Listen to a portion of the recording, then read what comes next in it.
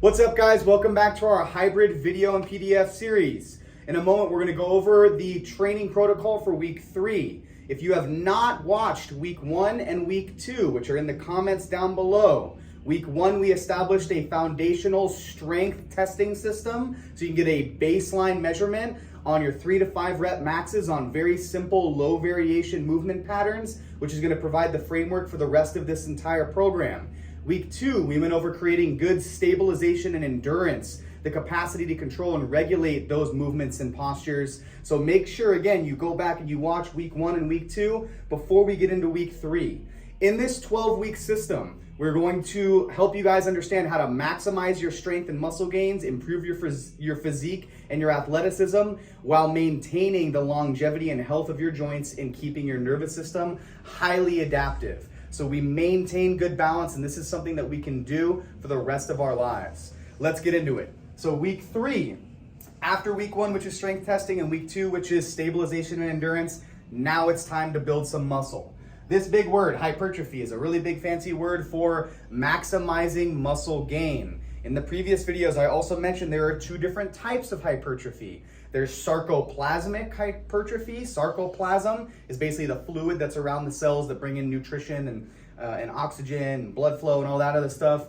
And then there's myofibrillar. So myo means muscle, fibular fibers, muscle fiber hypertrophy.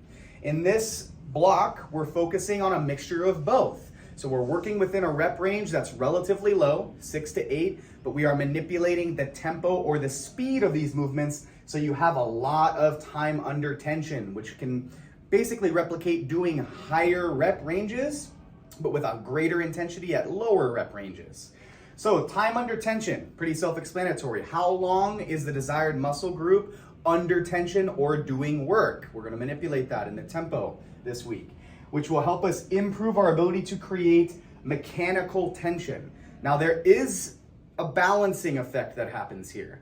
We do need to consider the demand that is going to happen to our nervous system. That's why if we fast forwarded to, I believe it's week 6, we have a second hypertrophy week with longer rest periods. So you're going to start to learn how to leverage and manipulate these different variables. Where there's higher neurological demand, there's going to be more rest and less reps. When there's lower neurological demand, there's going to be less rest and higher reps. So we're excited to get into this with you guys. We're going to get into a hybrid workout that's going to demonstrate some of these things. We'll see you guys in there. Peace.